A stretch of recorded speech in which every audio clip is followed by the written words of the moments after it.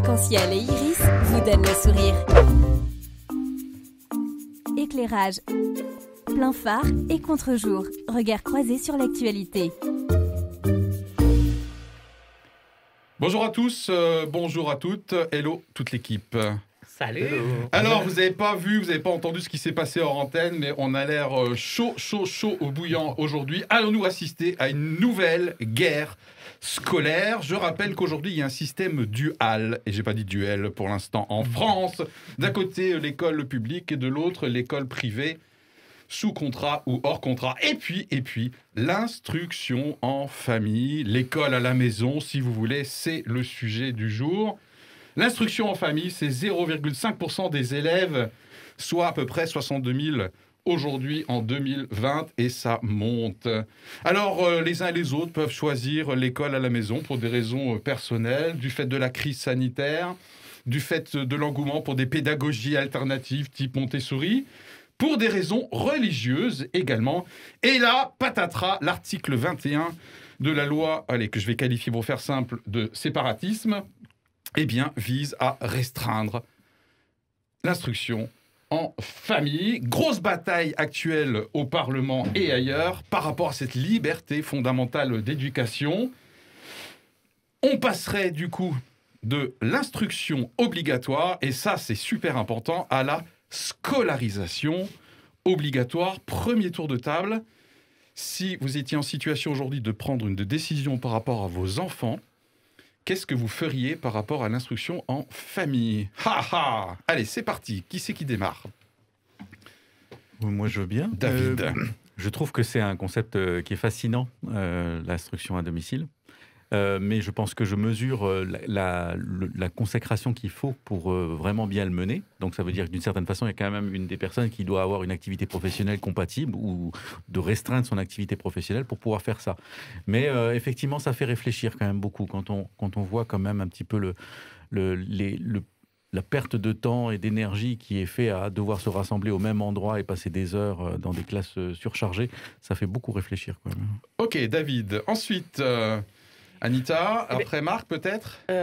Moi je pense qu'effectivement ça demande beaucoup de consécration et c'est un vrai choix éducatif de la part des familles.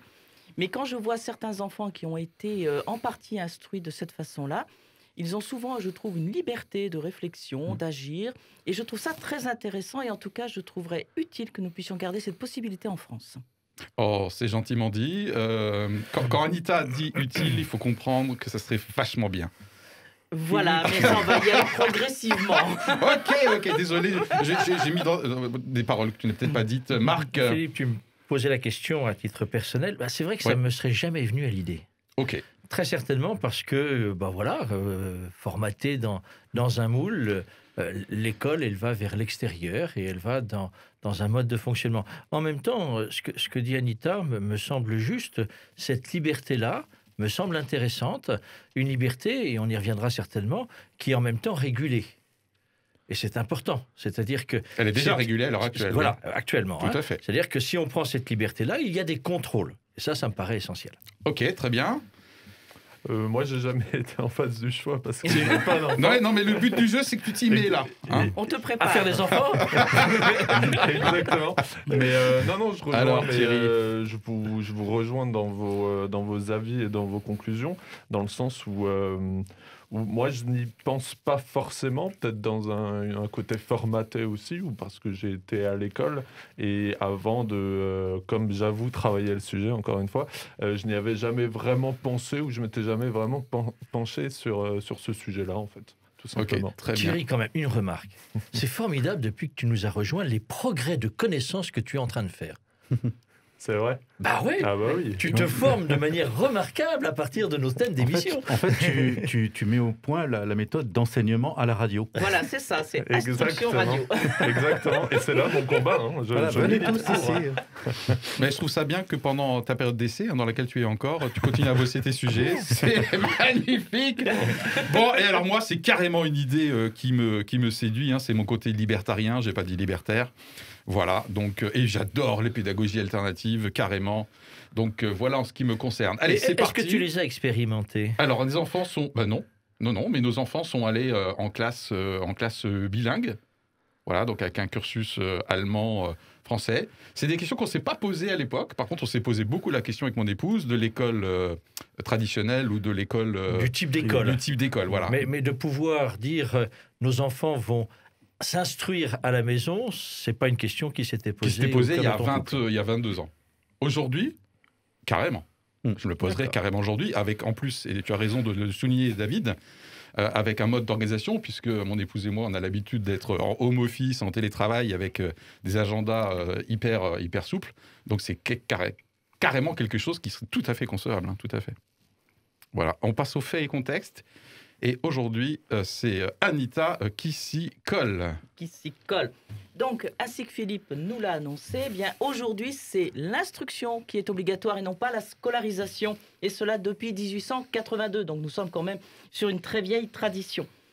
Et puis, effectivement, M. Macron, qui, lors de sa déclaration en octobre dernier, annonce la loi contre le séparatisme, précise également que dorénavant, c'est la scolarisation qui sera obligatoire. Ça change tout fondamentalement. Mais voilà, dans cet article 21, clairement, on se rend compte qu'il ne fait pas l'unanimité, des réactions dans la presse, bien évidemment. Le Conseil d'État qui dit attention, il y a peut-être atteinte au choix, enfin, au libre choix des parents d'un point de vue constitutionnel. Et près de 400 amendements qui sont déposés au moment du vote en Assemblée nationale. Donc, de fil en aiguille, où en sommes-nous aujourd'hui? Nous sommes... Ce qui devait être simplement une interdiction de l'instruction en famille est devenu plutôt un régime d'autorisation aménagée avec quelques dérogations. C'est la scolarisation qui est obligatoire, 4 dérogations possibles, soit la situation de santé ou d'handicap de l'enfant, soit l'éloignement d'un établissement scolaire ou l'itinérance des parents, soit éventuellement la pratique intensive du sport ou d'une pratique artistique du jeune, ou alors une clause particulière qui peut dépendre en fait du projet autour de l'enfant et qui dans ce cas-là il y aurait une vérification faite sur la capacité de la personne à instruire l'enfant. 2 autres éléments se sont rajoutés également du fait des amendements. D'une part, là où ça devait être appliqué à partir de 2022, c'est reporté en 2024. Et deuxième point qui a été rajouté, c'est la notion de la mise en place d'une commission auprès de laquelle les parents pourraient faire appel si jamais il y a un refus. C'est ce qui a été voté en la mi-février auprès de l'Assemblée nationale, la prochaine étape étant le Sénat le 30 mars. Et voilà. Allez, on complète ce tableau. Merci beaucoup, Anita. Je pense quand même Fait que contexte. Anita, pour être dans une recherche de vérité, le discours de Macron, qui a effectivement... rompu une tradition démocratique presque constitutionnelle, c'est une des questions qu'il faudra voir. Elle a été liée, et tu le disais Philippe en introduction, dans le cadre de la loi contre le séparatisme, c'est de se dire, il y a aujourd'hui une montée de l'instruction à la maison, et dans cette montée-là, il y a une crainte que le communautarisme, le sectarisme dans certains choix, et en particulier islamique, se servent de cela pour ne pas rentrer dans le cadre de la vie républicaine. Alors, c'est toujours la question qu'on s'était posée, je crois, il y a 2 émissions, c'est de se dire, est-ce que le cadre de cette loi de séparatisme, pour lutter contre l'islamisme, ne touche pas des références, qu'elles soient dans la vie des églises ou qu'elles soient dans la vie de l'instruction, qui, finalement, sont à côté de la plaque? On met des dispositions nouvelles qui ne sont pas à la hauteur de la réalité qu'il y a sur le terrain. Alors, pour illustrer cette réalité, lorsqu'on parle de l'instruction en famille, ça peut être soit sous le couvert réglementé du CNED, l'enseignement à distance officiel, qui est devenu très minoritaire. Soit hors CNED. C'est quand même très nouveau. Les proportions, sur les 10 dernières années, se sont inversées. Avant, c'était 3/4 CNED, 1/4 hors CNED, et aujourd'hui, c'est exactement l'inverse. Avec notamment, pour appuyer ce que vient de dire Marc, des communes... notamment en Seine-Saint-Denis, dans lesquelles l'accroissement du nombre d'élèves instruits, ou pas d'ailleurs, à la maison, du coup, augmente de manière très significative. Voilà, c'est ça. Et donc, en fait, dans ces cas-là, en fait, effectivement, il y a des gens qui remontent que dans certains lieux, il y a une augmentation très rapide de l'instruction à domicile, qui semble liée justement à en fait, une sorte de déscolarisation d'enfants dans les mouvances radicales, et qui se rejoindraient des écoles un petit peu hors contrat et clandestines, finalement, pour l'endoctrinement. Voilà. Bon, ça, c'est ce qui est remonté. C'est ce qui est remonté par certains élus. David. Et en fait... ce qu'ils remontent, c'est qu'ils n'ont pas les moyens pour contrôler toutes ces personnes-là, puisque normalement, effectivement, il y a un contrôle régulier des assistants sociaux, des inspecteurs et tout ça, pour vérifier que ça... Et donc, en fait, on dit, c'est un argument qu'on entend, par faute de moyens, en fait, on va interdire cette chose-là. Ouais. Et j'irai une autre chose, c'est que donc, tu disais ce qui est terrible. Oui, tout à fait. Mais là, j'essaie de rester dans les faits. C'est pour ça que je ne comprends pas trop. Mais dans ces faits-là, mais c'est quand même quelque chose de terrible. C'est-à-dire que la responsabilité de l'État, du pouvoir public, n'arrive pas à se faire, a priori, faute de moyens financiers. C'est ça. En se posant même la question, est-ce que ça coûte vraiment plus cher de mandater? Moi, je pense que ça les arrange, mais restons dans les faits. Absolument. Et donc, dans les faits, effectivement, il y a eu un truc là. C'est-à-dire qu'on a créé un petit sac fourre-tout qui, finalement, remet le problème à zéro. C'est-à-dire qu'il y a eu un amendement qui a rajouté un motif possible de scolarisation. Alors, je ne sais plus l'intitulé spécial. Moi, je peux dire une situation particulière propre à l'enfant. Parce que moi aussi, malgré le fait que je ne suis pas en période d'essai, donc, en gros, j'ai bossé mon émission. Avec ce motif-là, quiconque va pouvoir faire une demande d'autorisation. Alors peut-être effectivement il y aura une décision administrative possible de l'empêcher, mais en gros voilà, ça veut dire qu'ils ont quand même prévu la porte sortie parce que c'était trop restreint ce qu'ils avaient proposé. Je trouve déjà que c'est problématique dans la construction de la loi. Ce qui est intéressant dans ce que dit David, c'est qu'on est bien dans le processus que beaucoup dénoncent aujourd'hui, c'est-à-dire qu'on fait de nouvelles lois. On les détricote en fait à partir du travail parlementaire et ce qui est légitime. Et en final, une nouvelle loi qui n'apportera rien au dispositif ancien. Alors, on reste dans les faits. Et Thierry, tu patientes, s'il te plaît. Parce qu'effectivement, il y a un chiffrage du nombre d'enfants qui seraient concernés par, on va dire, la radicalisation en termes de scolarisation. Le ministre de l'Éducation disait on est peut-être entre 2000 ou 3000 jeunes. Bon. Donc il y a une estimation qui est difficile à faire, bien évidemment, une estimation de 2 à 3000 jeunes, mais effectivement le président Macron qui lui dit ce chiffre va en augmentant. Voilà. Ça fait partie aussi de nos faits. 3000 peut-être sur 62 000 gamins, sachant que la moitié sont scolarisés à la maison ou à l'instruction à la maison en raison de problèmes de santé ou de leur situation de handicap. Je n'étais pas énervé en début d'émission, mais ça monte. Thierry. Et juste pour continuer sur les chiffres, je pense pour élargir aussi le contexte. Donc on a parlé de cette augmentation des enfants concernés par l'instruction à domicile. Donc on est passé d'à peu près 19 000 en 2010 à 62 000 en 2020-2021. Fois 3, donc en 10 ans. Donc je pense qu'avec ces propos qu'on a pu tenir ou que vous avez pu tenir aussi, se baser sur ces chiffres-là nous permet aussi de voir que c'est un phénomène qui, c'est bien normal qu'on s'y attelle quand on voit ces chiffres et après on va pour préciser quand même, Thierry, dans les faits, c'est qu'en France, il y a 12 millions d'enfants scolarisés. 62 000, 12 millions. Là aussi, c'est les rapports à prendre en compte. Alors, pour ajouter des faits et contexte encore, Thierry, ou c'est bon, je rajoute quelque chose. Alors moi, je me suis un peu intéressé aussi à ce qui se fait en dehors de la France. Alors, où est-ce que c'est interdit l'instruction en famille? Je parle en Europe, en gros, bien sûr, en Allemagne, et j'en reparle tout à l'heure, ça va saigner. La Croatie, Chypre et la Grèce, sinon quasiment tous les autres. L'instruction en famille ne ressemble pas à ce que éventuellement on va avoir aujourd'hui ou demain chez nous. Voilà, donc on peut instruire en famille dans les autres pays. Voilà. Et on parlait de droit éventuellement constitutionnel, le droit de l'homme. J'aimerais citer l'article 26 de la Déclaration des droits de l'homme et du citoyen, qui stipule que chaque parent a le droit de choisir le genre d'éducation pour son enfant. Mais ça ne serait pas la première fois qu'on s'assoit sur un des articles de cette charte, à mon avis. Voilà. Fait et contexte, c'est terminé, apparemment. Moi, je regarde rapidement. Les motifs, c'est bon. En Europe, c'est bon. Le CNED, c'est bon. Allez, c'est parti pour la confession. Et aujourd'hui, c'est Thierry. Éclairage. Plein phare et contre-jour. Regard croisé sur l'actualité. La confession. Alors, je dois le reconnaître, je suis assez perplexe sur notre sujet du jour et je crois que je ne suis pas le seul. N'ayant pas d'enfant, je n'ai jamais été confronté au choix du type d'éducation à donner et ayant suivi un parcours scolaire au sein de l'éducation nationale, je suis profondément convaincu que l'école participe à la construction d'un enfant, à ses apprentissages, à la mixité, sans pour autant idéaliser ce système. Mais je m'interroge. Sous couvert de lutter contre des dérives avérées et hautement répréhensibles concernant la radicalisation, l'article 21 du projet de loi qui a trait à l'éducation prévoit de passer d'un régime où seule l'instruction obligatoire, laissant aux parents la liberté de sa mise en œuvre, à celle de l'école obligatoire sauf dérogation. Je m'interroge sur ce passage de liberté à obligation pour grossir un peu le trait. Quand l'éducation nationale elle-même affirme par le biais d'un rapport que, je cite, « les cas d'enfants exposés à un risque de radicalisation repérés à l'occasion du contrôle de l'instruction au domicile familial sont exceptionnels », n'est-ce pas là un peu démesuré ? Oui, le nombre d'enfants concernés par l'instruction à domicile a fortement augmenté ces dernières années et il est normal que l'État se penche sur cette question et peut-être même renforce les contrôles. Avec ces derniers, il pourra y avoir une clarification de la raison pour laquelle les enfants sont instruits à domicile et si cela peut éviter d'éventuelles dérives, quelles qu'elles soient d'ailleurs, eh bien tant mieux.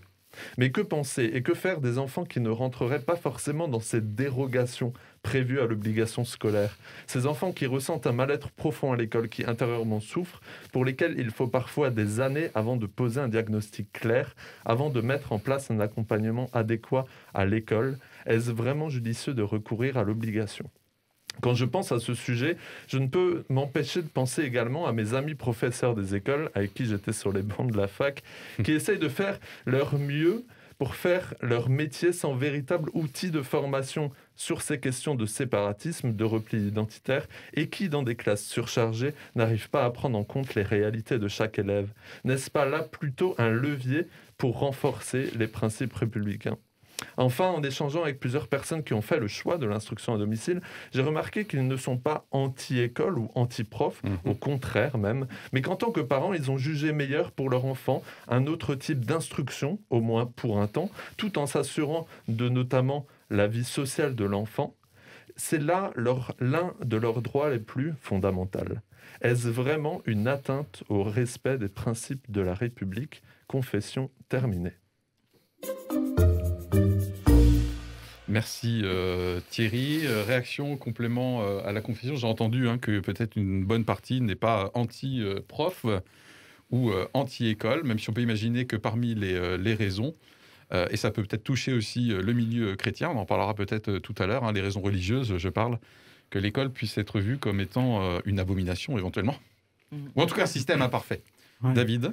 Ce que j'entendais là dans ton partage sur tes collègues là, enseignants, c'est qu'en fait, on les investit d'énormément de missions, d'énormément de responsabilités qui finalement, beaucoup sont normalement du domaine familial, parental.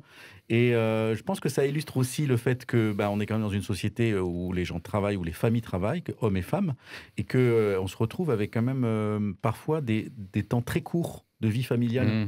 Et donc, en fait, pour résoudre ce problème-là aussi, on se dit, alors l'école va être investie, d'apprendre la socialisation et tout ça. Et finalement, là, on voit bien que l'enseignement à distance, l'enseignement à la maison, finalement, a cet avantage-là, est clair, c'est de redonner du temps dans la famille. Ouais.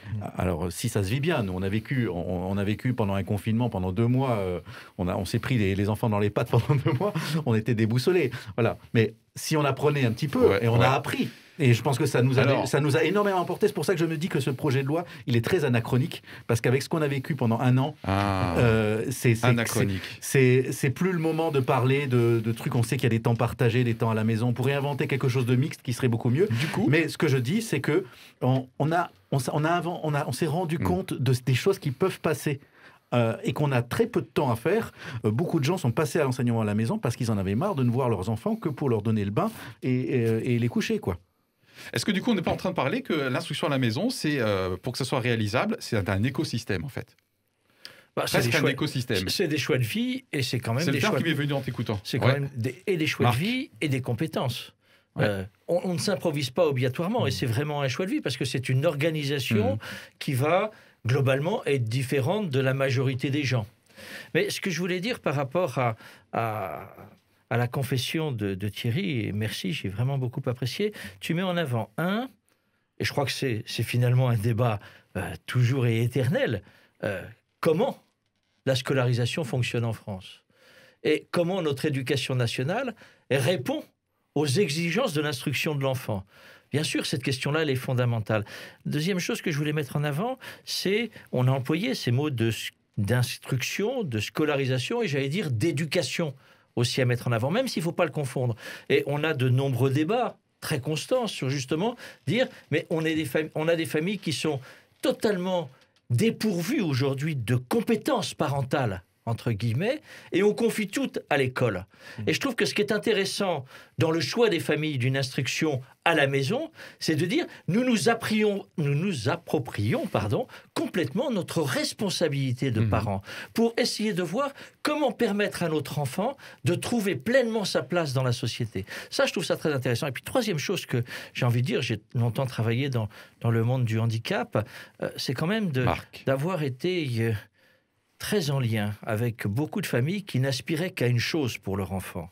C'était de sortir de l'instruction à l'école, de l'instruction à la maison, pour aller vers l'école. C'est-à-dire pour faire avec ce handicap l'apprentissage d'une manière de vivre ensemble.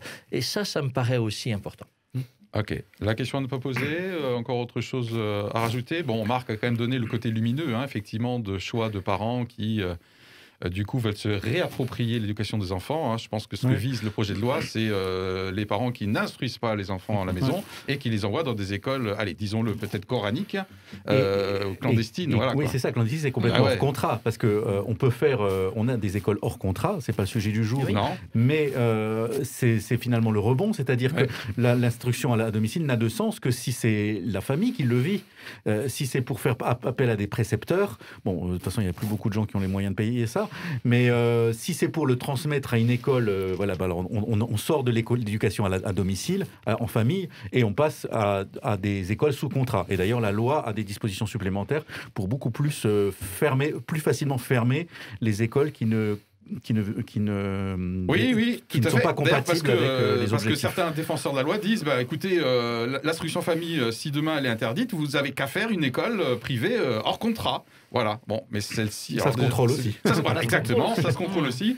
Et puis, c'est pas tout à fait la même chose. Je peux encore ajouter quelque chose. Marc, quand tu me regardes avec ces yeux-là, je ne peux rien te refuser. Ce débat est aussi passionnant. Qu'est-ce qui est mis en avant en particulier par les parents qui ont fait le choix de l'instruction à la maison et qui se sont organisés en conséquence? C'est la question du rythme de vie. L'école impose un rythme de vie qui souvent est totalement inadapté au bon développement de l'enfant. Et c'est de se dire, dans des exemples qui étaient donnés, par exemple, mes enfants ont fait d'énormes progrès en musique parce qu'ils sont en capacité de travailler leur musique à des moments autres que les moments où l'enfant sort de l'école et est fatigué. Donc derrière, je trouve que cette question des rythmes est une question qui, fondamentalement, est posée aussi pour la bonne évolution, le bon développement de notre école. Comment on peut faire que notre école, en dehors de la maison, puisse aussi respecter un certain nombre d'exigences de rythme de vie. À mon avis, ça... Ouais, je suis alsacien. L'adoption, en tout cas, moi, j'y crois absolument pas. Ça, le mammouth, ça fait des dizaines d'années qu'on essaye que l'école s'adapte à tellement de situations différentes. C'est beau, mais franchement, qui y croit encore ? Qui y croit encore, c'est évidemment difficile, parce que c'est une énorme machine. Parce que c'est aussi ce que disait Thierry. C'est même pas un reproche que je fais, ça me semble impossible. Les questions de formation, de ce qu'il y a dans les têtes. Néanmoins, c'est aussi de se dire, est-ce que, justement, des méthodes différentes, on parlait de Montessori, etc., doivent se faire obligatoirement en marge du système, ou puissent intégrer le système. Heureusement qu'il y a quand même l'intégration dans le système d'un certain nombre de méthodes différentes. Voilà, ça, je pense que rien n'est impossible non plus, si on le veut. Moi-même, en tant qu'enseignant post-bac, c'est une partie importante de mon activité. Alors, je suis en post-bac, on est d'accord, j'ai des pédagogies clairement alternatives. On passe à la question à ne pas poser, vous êtes sûr, parce qu'on peut encore faire marche arrière. Non, allez, c'est parti. Oh là là. Éclairage. La question à ne pas poser. Fuyez, pauvre fou! En 1938, le régime hitlérien en Allemagne interdit de fait l'école à la maison et la remplace par l'école obligatoire, Schulpflicht, le devoir de scolarisation. Ma question à ne pas poser est la suivante. Doit-on faire un parallèle aujourd'hui avec ce qui est en train de se passer sur l'interdiction ou la future interdiction, en tout cas le gros encadrement de l'instruction en famille en France. Voilà la question à ne pas poser. Un rapide tour de table. Première action rapide. C'est le but du jeu et ensuite on développe un petit peu. Thierry ? Alors, j'ai pensé à ce parallèle et je pense qu'on l'a tous lu. Moi, je pense qu'il faut faire très attention et j'aime aussi notre mode de fonctionnement de début d'émission qui est de poser les faits et les contextes. Et sur cette question, j'aimerais vraiment aussi interroger les contextes. Maintenant que les défenseurs de l'instruction en famille, donc IEF, se sentent un peu dans l'œil du viseur. Il y a eu l'école de la confiance en 2019, une autre loi qui déjà remettait ou mettait en plus des contrôles. De là à en appeler à des mots de dictature, de totalitarisme, je pense que c'est quand même aller un peu trop loin, selon moi. Merci Thierry. David. Merci Thierry. David. Alors le parallèle est troublant parce que d'une certaine façon, effectivement, là, on attaque quand même une liberté importante, comme tu l'as mentionné, qui est même dans la Déclaration des droits de l'homme. Mais moi, ça m'interroge sur ce qui s'est passé dans la tête de Macron, de ses conseillers, pour lancer ça. Alors, je vois bien que c'est focalisé sur la lutte contre le radicalisme, mais de passer à côté de cette idée que quand même, c'est quand même terriblement liberticide de faire ça. J'arrive pas bien à comprendre en fait quelle est sa vision de l'école, de la transmission, du rôle de l'État et tout ça. Ça interroge. Ça interroge. Des fois, je suis assez convaincu que c'est quand même quelqu'un d'ouvert, de pas. Et des fois, il y a quand même quelque chose. On se dit mais c'est bizarre. Là. Il y a un raisonnement que j'arrive pas à saisir chez cet homme. Voilà. C'est pour ça que je me dis la question elle se pose, c'est savoir mais quelle est la vision d'un État moderne aujourd'hui pour notre président. Ok. Anita ? Alors, je crois sincèrement que dans l'esprit, on n'est pas du tout dans la même approche que cela a pu être le cas en Allemagne. En même temps, je pense qu'on est bien dans l'esprit français, qui est, au lieu d'essayer de prévenir, d'expliquer, d'accompagner, de changer peut-être des manières de travailler, on fait une loi, comme ça a été évoqué au début, on interdit. Et moi, je pense tout simplement que loi inefficace. Voilà.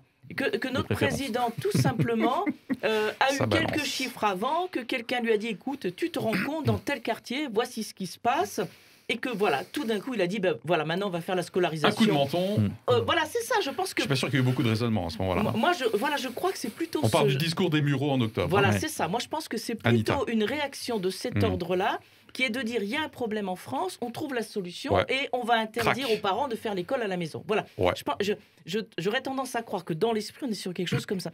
Le problème, c'est qu'on atteint quand même une liberté essentielle, et que ça veut dire quoi ? C'est-à-dire qu'on dénie la possibilité aux parents et le droit et la compétence de pouvoir s'occuper de l'instruction de leur enfant à domicile. Et ça veut dire qu'on dit le meilleur formatage en France, il se fait à l'éducation nationale. Excusez-moi du terme formatage, mais c'est quand même ça. Tu n'es pas le premier à l'avoir mentionné. Voilà. Tout à l'heure, Marc nous a avoué qu'il était peut-être un peu formaté. Oui, le contexte, ta question, je la sentais venir, puisque tu l'avais annoncé quelque temps auparavant, elle me gêne par l'excès que ça pourrait provoquer. Mais c'est la règle du jeu, évidemment, et c'est l'esprit de provocation dans lequel tu aimes bien être, et j'aime bien aussi l'esprit de provocation. Je voudrais juste... Hitler était au pouvoir depuis 5 ans, et il ne faisait que renforcer la volonté de tout maîtriser, d'un véritable totalitarisme. Et ouais. Macron est au pouvoir depuis maintenant 3 ans et quelques, plus, oui. Je ne crois pas qu'on soit du tout dans cet esprit-là. Par contre, je dirais la même chose qu'Anita et que David, mais comment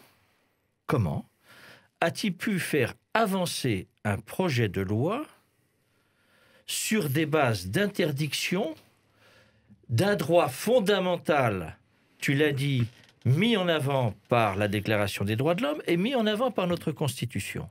Là, j'avoue qu'il y a quelque chose que je ne comprends pas. Qui sera peut-être retoqué par le Conseil constitutionnel. Et qui risque d'être retoqué par le Conseil constitutionnel. Donc là, il y a quelque chose qui est aberrant, mais je l'ai déjà dit, qui s'inscrit dans, à mon avis, le mauvais positionnement de la loi contre le séparatisme, qui, à mon avis, est nécessaire, mais qui, en même temps, par un certain nombre d'erreurs, restreint le droit à l'expression religieuse, et 2, restreint le droit à l'instruction libre en tant que telle.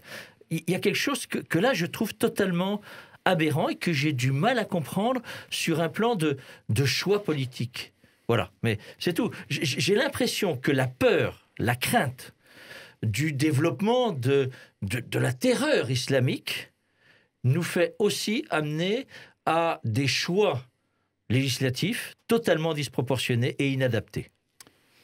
Et moi-même, du coup, j'ai posé cette question, bien sûr, avec toute l'outrance de ce parallèle, mais parce que quand même, à l'époque, ça paraissait peut-être pas aussi outrancier, c'était une volonté de tout maîtriser, de tout contrôler, donc le totalitarisme, et aussi s'assurer que tous les jeunes Allemands allaient avoir la bonne parole hitlérienne, les jeunesses hitlériennes. Donc voilà, il y a quand même une notion de l'école à la maison, l'instruction en famille, quelque part, on échappe. Ce sont des écosystèmes, ce sont éventuellement des microcosmes qui échappent potentiellement à peut-être au principe républicain, voilà, au vivre ensemble. Donc pour moi, ce parallèle, c'est vraiment une notion de contrôle. Et d'ailleurs, l'Allemagne, du coup, n'est jamais revenue sur cette loi de 1938, puisque je rappelle, l'instruction à la maison est globalement illégale en Allemagne, même s'ils aménagent des temps pour faire de la musique, puisqu'ils ont des rythmes scolaires très différents du nôtre, et qu'on peut faire de la musique et du sport, en général, en plein milieu de l'après-midi. Oui. En fait, moi, je m'interroge, c'est sur l'efficacité de la loi. Parce que, en fait, c'est pas parce qu'on déclare que tous les enfants doivent être dans un établissement scolaire que d'abord, ça ne veut pas dire qu'ils y seront tous, parce que si on a une famille qui est vraiment radicalisée, qui veut faire passer son gamin sous les radars, je pense qu'elle trouvera le moyen de le faire, ne serait-ce qu'en utilisant même cette 4e dérogation possible d'une clause particulière en fonction du projet de l'enfant. Bon. Ouais. Donc je ne suis pas sûre que ça va servir à grand-chose. L'autre élément, c'est que, en fait, ça ne change rien.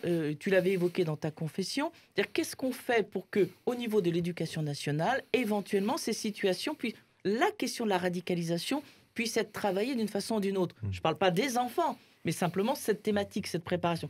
On ne change rien. Donc, de toute façon, ce qui va quand même être dit à la maison ou enseigné à la maison va rester, va prédominer dans l'esprit de l'enfant. J'apprécie beaucoup qu'un enfant puisse aller dans une école où je me dis là, une diversité d'enseignements, une diversité d'opinions avec ses camarades, et je trouve que c'est absolument parfait. Mais si en réalité, une fois qu'il est allé en cours, qu'il revient à la maison et qu'il est formaté autrement, ça ne changera rien à la réalité. Est-ce que je peux me permettre... Dernier complément, et ensuite Jésus revient. Parallèle, spécialement pour David. Un parallèle avec l'actualité un peu brûlante, qui est une actualité marquée, alors peut-être qu'il y a une trop forte médiatisation autour de cela, et que ça fait un effet boule de neige, mais c'est toute la question des rixes actuellement entre bandes. Ouais. Et je me dis quand même, derrière, on voit des parents totalement désemparés, on voit une école qui s'interroge en disant « mais qu'est-ce qu'on a loupé ?» là. Et derrière, ces phénomènes qui sont dramatiques quand même. On va donner la mort. Et on va donner la mort presque avec une conscience, une envie de donner cette mort-là à un autre.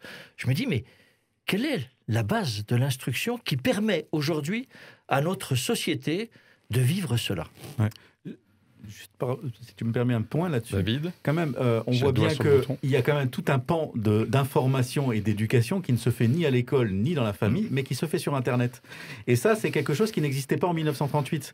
Et ça veut dire que c'est de toute façon complètement illusoire aujourd'hui, dans notre société moderne, d'imaginer qu'il va y avoir une parole unique qui va être à un endroit unique. De toute façon, la parole circule dans tous les sens. Et voilà. Et donc, je trouve que ça renforce presque une suspicion de vouloir faire de l'endoctrinement à l'école, de considérer qu'il faut absolument y passer pour éviter des excès qu'on aurait à la maison.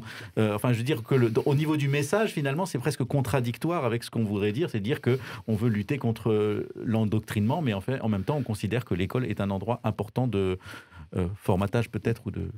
Il me vient une petite idée Anita, que je rajoute, c'est que peut-être qu'après Anita tout, va parler. On va avoir des familles qui vont trouver là une belle opportunité dans cette nouvelle loi en disant...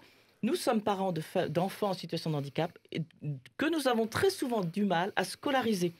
Donc je pense que ça peut peut-être servir à ces familles en disant, eh bien vous voulez que l'école, enfin que la scolarisation soit obligatoire, s'il vous plaît, développer les moyens pour que nous puissions scolariser nos enfants. Voilà. Parce Au que moins, ça peut présenter un avantage. Ce que dit David, mais c'est un débat qu'on a déjà eu à de nombreuses reprises et que sur lesquels nous reviendrons, c'est la question effectivement de la nouveauté des réseaux sociaux et de cette réalité d'une liberté, c'est-à-dire hors cadre, personne ne contrôle quoi que ce soit, et qui éduque, forme, enfants comme adultes. Et la question que moi je me pose, qui pour moi est vraiment une question, mais je suis certainement un vieux ringard, c'est de se dire, mais comment on accompagne ça ? Comment on va permettre que, à travers cette liberté des réseaux sociaux, une éducation réelle puisse quand même se faire, tant en famille qu'à l'école. Enfin, moi, je crois qu'il y a une question d'accompagnement, non pas pour rigidifier, pour exclure la liberté, mais pour dire, la liberté, ça n'est pas faire n'importe quoi. Et ça n'est pas dire n'importe quoi. Éclairage, plein phare et contre-jour. Regard croisé sur l'actualité. Jésus revient.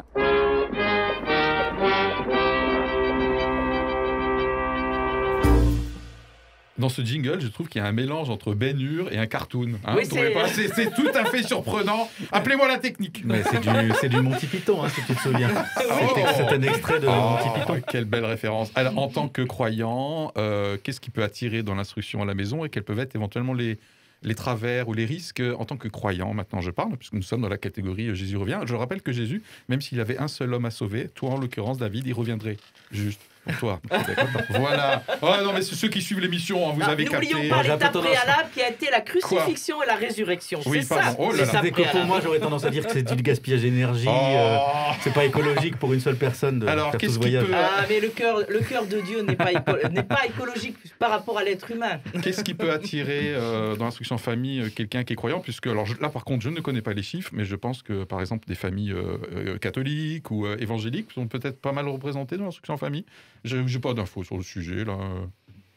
Puisque les motifs religieux entre guillemets, le fait de considérer que peut-être l'école est un lieu d'influence ou de propagande ou de formatage, peu importe le terme, qui ne conviendrait pas ou que je trouve qui est pas bon pour mes enfants, qui serait peut-être vécu comme étant, excusez-moi, c'est pas mon terme, mais une abomination, que du coup l'école est un lieu de danger.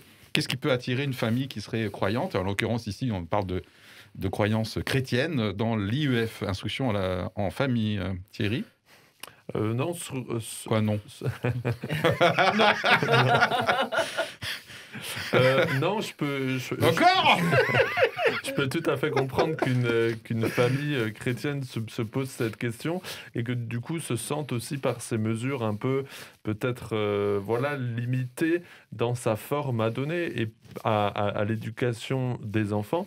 Et pour moi, ça rejoint aussi en tant que chrétien une question à se poser pour les parents, de l'éducation qu'on donne aux enfants, de ce que, j'ose le dire aussi, peut-être de ce que Dieu a donné comme responsabilité aux parents pour l'éducation, pour le développement de l'enfant. Et je peux comprendre, ou en tout cas je peux entendre que derrière cette restriction de liberté, si on peut l'appeler comme ça, certains peuvent se sentir attaqués, tout en pensant que, Bref, je me perds un peu, mais voilà, je peux tout à fait l'entendre et le considérer. Ok, David?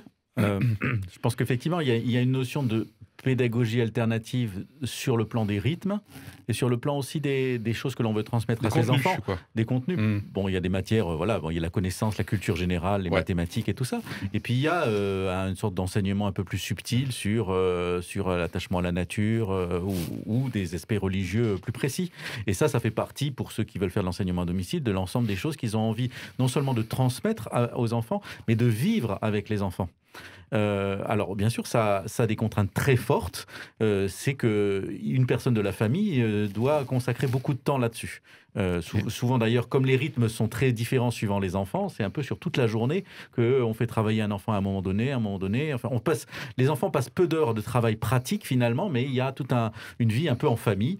Du coup, aussi, souvent, ça se rapproche à une certaine vue traditionnelle de la famille, ou peut-être un des membres de la famille, généralement la maman, est plus à la maison. Donc, de ce point de vue-là, ça pose cette question-là, quoi, un petit peu de de l'émancipation de la femme pour ça. Enfin bon, voilà, je ne veux pas faire du... Ouais. Vous voyez ce que je voulais dire. Il nous reste peu de temps. Anita, Marc. Je ne suis pas sûre que les valeurs chrétiennes viennent empêcher ou favoriser l'un ou l'autre mode d'instruction. Ok. On peut ne pas être d'accord sur certains éléments de l'enseignement, notamment par exemple par rapport au créationnisme, en disant ça n'est pas enseigné, certes, mais ce sont des choses qui peuvent être aussi communiquées au sein de la famille. Ok. Voilà, donc je ne pense pas que la valeur chrétienne nous fasse que ça peut jouer dans l'approche pédagogique. Par contre, je pense que sur le principe, clairement, ce que l'on voit dans la Bible, c'est que c'est d'abord les parents qui sont au premier chef en responsabilité de l'éducation de leur enfant et que quelque part pour nous, l'État vient comme délégué par les familles pour s'occuper de l'instruction de nos enfants. Avant qu'on passe aux synthèses chrono. La question, je trouve, est pas très simple. Je vais la prendre par le biais de la loi contre le séparatisme. C'est d'éviter qu'il y ait un endoctrinement d'un enfant par le choix des parents et donc vers un sectarisme ou vers des choses extrêmes. Je crois que ça, c'est essentiel de lutter parce que la réalité de l'Évangile, c'est au contraire d'être attentif à la différence de l'autre, d'apprendre la différence de l'autre et de s'enrichir de cette différence pour vivre ensemble. Donc ça, c'est la question du dialogue. Alors, après que cet apprentissage du dialogue, du vivre ensemble, se fasse au cœur d'une instruction à la maison ou à l'école, je crois que les deux sont possibles. Mais la crainte, ce serait de dire « mes convictions m'invitent à me renfermer sur moi, je suis le seul à être certain de la vérité ». Ça, c'est une catastrophe. Et c'est justement le lien, et on va passer aux synthèses chrono, à ce que je voulais dire sur l'éventuel côté potentiellement pervers du fait de faire l'instruction en famille pour des motifs religieux. C'est que du coup, je ne suis pas du monde, comme le dit la Bible, mais je ne suis pas non plus dans le monde. Voilà, alors que la Bible nous invite à être dans le monde, même si on peut ne pas être d'accord avec tout ce qui se dit à l'école, à l'église aussi d'ailleurs. À l'église aussi. Donc le risque, et normalement je trouve qu'un chrétien équilibré justement ne tombe pas dans ce risque, ce que tu disais. C'est-à-dire qu'à la fois il peut être très intègre et vouloir du bien pour ses enfants, y compris lui transmettant sa foi, mais en appelant son enfant à être au risque de la rencontre avec le monde qui l'environne et avec la différence, ce qui n'est peut-être pas le cas dans toutes les religions. On passe aux synthèses chrono pour terminer. Est-ce qu'on prend dans l'ordre de la dernière fois, ça m'avait l'air pas mal.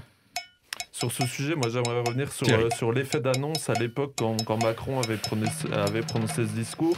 Les nombreux rétropédalages aussi, et les nombreux, c'est repoussé à 2024, les 400 amendements, donc je trouve que c'est quand même un sujet lourd, etc. Et pour terminer, moi je vois un manque de concertation, un manque de dialogue aussi sur ce sujet, et j'ai peur que toutes ces discussions aussi, et puis tous ces mots qu'on emploie, ces techniques et tout, que ça risque que ceux qui risquent de payer un lourd tribut, j'ose le mot, ce sont peut-être les enfants en fait au final. Merci David. Et en prolongement de la question sur Jésus, je pense que c'est l'exercice de l'amour dont on parle en fait pour ses enfants. C'est-à-dire qu'il ne s'agit pas seulement de les abreuver d'objets et de consumérisme, mais passer du temps avec eux. Et l'instruction à domicile nous interroge beaucoup sur cet art de vivre avec nos enfants et en famille. Anita. Comme pour la loi contre le séparatisme, je dirais qu'on est sur un problème qui existe, oui, mais sur une mesure qui est une mesure bulldozer et qui, dans les faits, je pense, ne changera pas grand-chose. Bravo pour la concision, Marc. 2 points. Premier, on a déjà un socle existant depuis plus d'1 siècle qui me paraît répondre aux besoins d'instruction, à une liberté de cette instruction et au contrôle que l'État se doit de mettre pour savoir si effectivement l'instruction est faite pour l'enfant à son bénéfice et pour son développement. La deuxième chose, et c'est en lien avec ce que vient de dire David, la question de l'amour parental.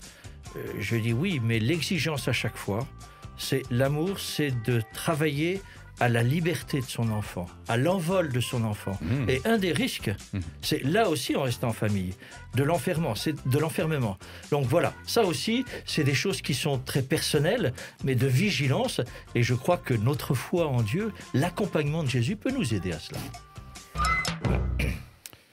Philippe, pour terminer Synthèse Chrono et donc cette émission, c'est là-dessus qu'on va se quitter. Moi, ça m'embête vraiment, hein, cet article 21 de cette loi séparatisme, parce que dans une vision plus globale, je vois que cet élément, alors même si peut-être c'était une réaction et pas forcément une volonté, mais quand même, hein, ça commence à faire beaucoup de choses qui se restreignent, et moi, j'y vois vraiment l'ombre d'un totalitarisme, même s'il n'est peut-être pas conscient, s'il n'est peut-être pas intentionnel, mais globalement, c'est vraiment la peau de chagrin sur les libertés, à chaque fois pour des bonnes raisons, certes, mais franchement, moi, ça me fait vraiment flipper.